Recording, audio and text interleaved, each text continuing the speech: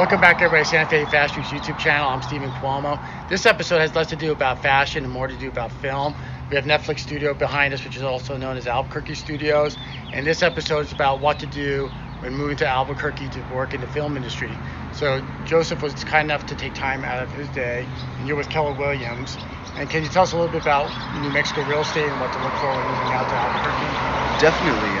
The Albuquerque market has a lot to offer in terms of real estate, whether it be luxury homes, lower-end homes. It just depends what you're looking for. Today we're gonna start our trek today with Mesa del Sol. This community started in about 2002. Currently, it has about 250 homes. You've got Pulte Homes out here, Westwood Homes, and also Abrazo Homes. We're going to check out the community a little bit, show you around. We've got a few other places we're going to look at as well, and talk a little bit of real estate. Fantastic, so follow along. You can actually hear new construction going on in the background. Can you tell us a little bit about this neighborhood? Yeah, right now we're at one of the many parks here in Mesa del Sol. As you can see, it's very family friendly. Beautiful park, beautiful homes actually. We're going to start our trek today with Pulte Homes. We're going to show some of the model homes, then we'll go to Westway Homes and then Abrazo. That way you can get a good feel of what type of homes they have to offer here in Mesa del Sol. Fantastic. So we're within walking distance, or you can ride your bicycle actually to work if you work at the studios? Definitely. We're about 5 minutes walking distance from Netflix Studios right now. Fantastic.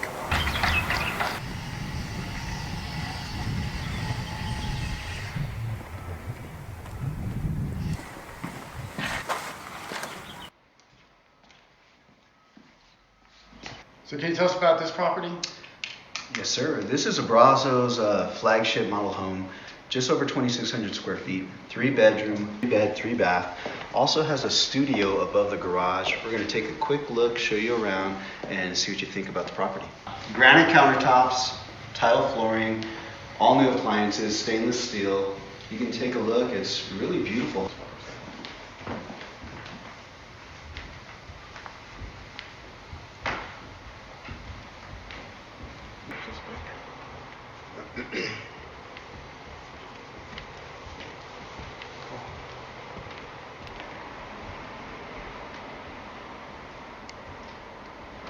All right, what you're seeing here is a little bit of contemporary mixed with some southwestern charm. Fantastic. I really like it. Yeah, and it's pretty indicative of what you're going to find here in Mesa del Sol with these Abrazo homes. Cool. Well, thank you for the tour. Definitely.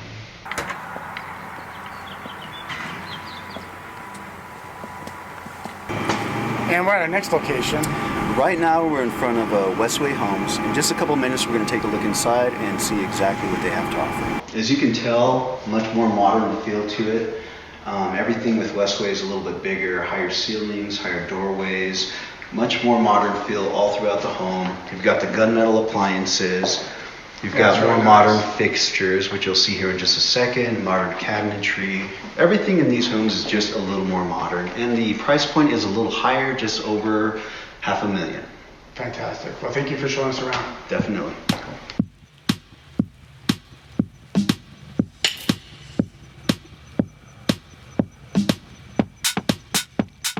Was Mesa del Sol. We're now going to check out Nob Hill.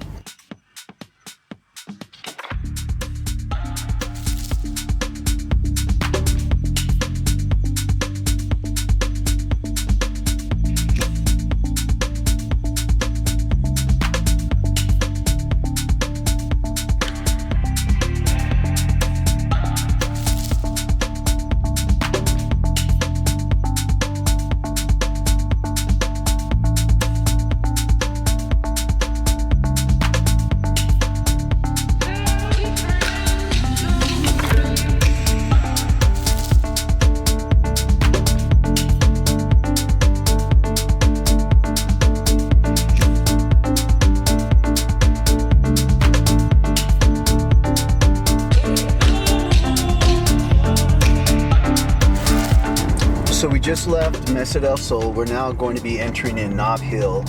This is more the heart of Albuquerque. A little bit more trendy, a little older community, but more restaurants, more breweries, more to do here. Walking distance to everything. We'll show you around a little bit and show you what the heart of Albuquerque has to offer.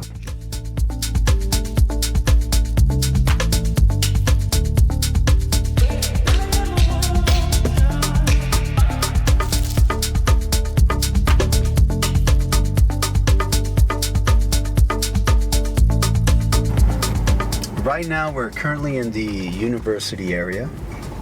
We'll be coming up on Nob Hill in just a minute or two.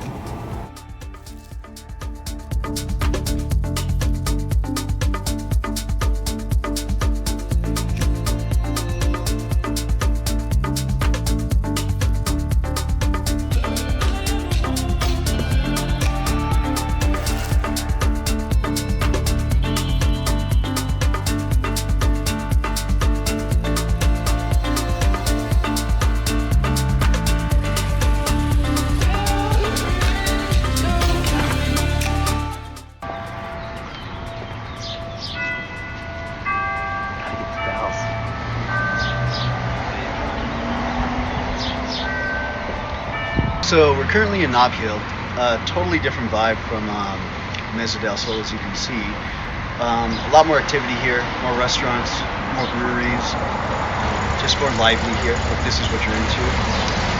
Typical price point here in Nob Hill, per square foot is going to be about $180 per square foot. To rent, you're looking at just over $1,100 for about an 800 square foot home. And then price point, of course, goes up from there. So it really depends on what your vibe is. You can go from suburbia to industrial within about 10 minutes. Yeah, so we're only about 10 minutes from Netflix and Albuquerque Studios.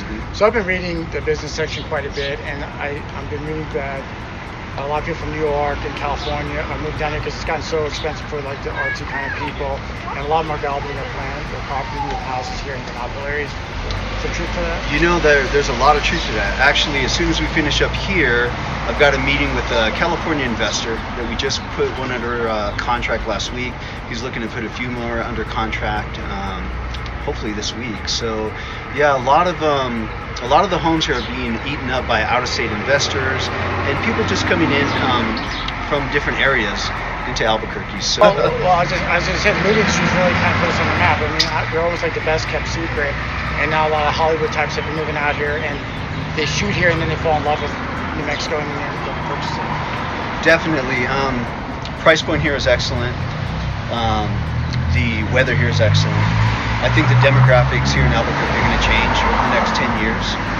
So now's a good time to come in, buy while the market's hot, and buy while it's still at a price point that most people can afford. Thank you for your time, sir. Thank you. Have a great day. Appreciate it. Follow along on our episode on what to do when you move to New Mexico for the film industry.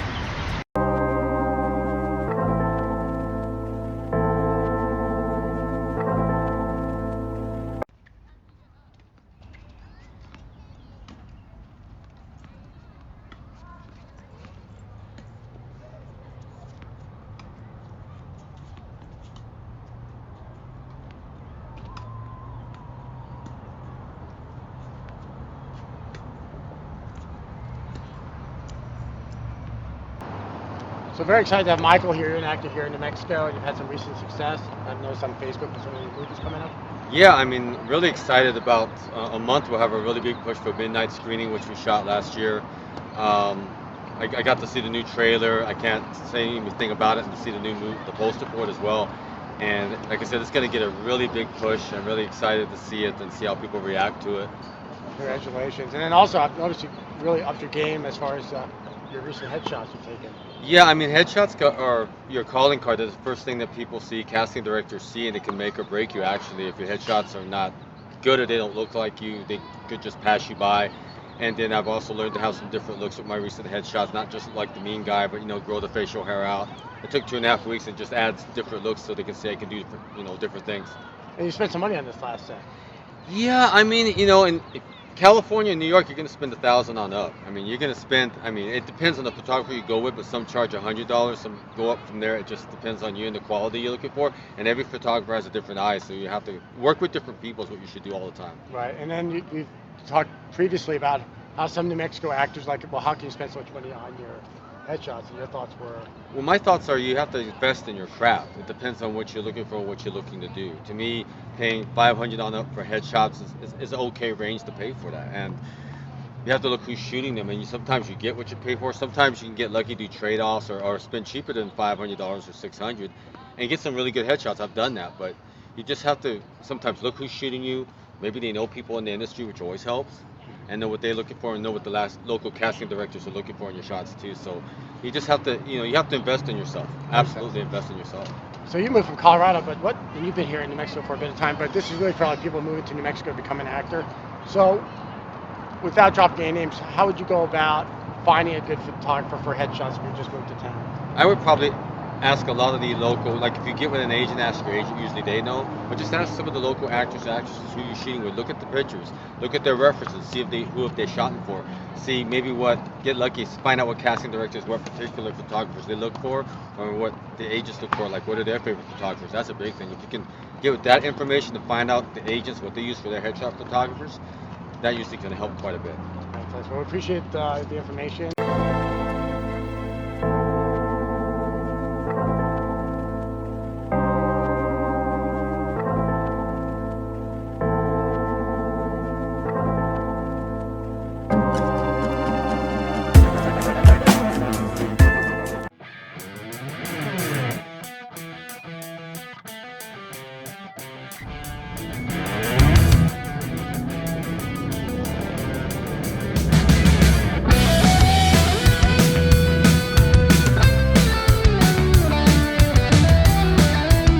So thank you for following us on our journey. Today we have Joe with us, and you worked the background, and now you actually signed with an agent. Yes. And this video is really towards people who want to move to New Mexico to become an actor. So can you tell us a little bit about your journey? Sure. So I started out working background, and basically I worked on Breaking Bad. I was a stand-in, and then I was actually the stand-in and the photo double for Bryan Cranston. I used to have a shaved head, a little brown goatee. So anyway, I worked that way. I also worked on background on several other shows that came here to town. Cool. So this location here is actually Los. How do you pronounce it?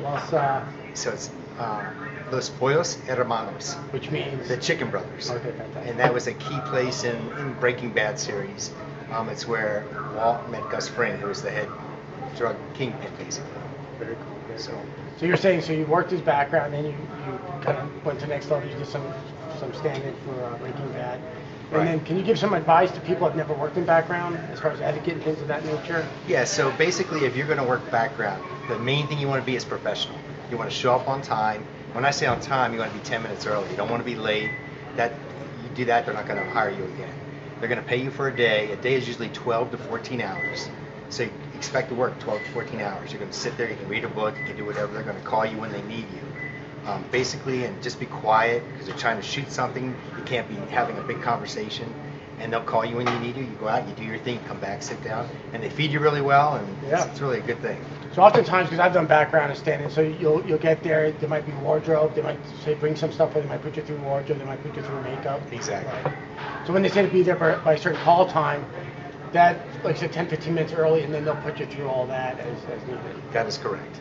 And you usually get to eat breakfast before you even go on. Very cool.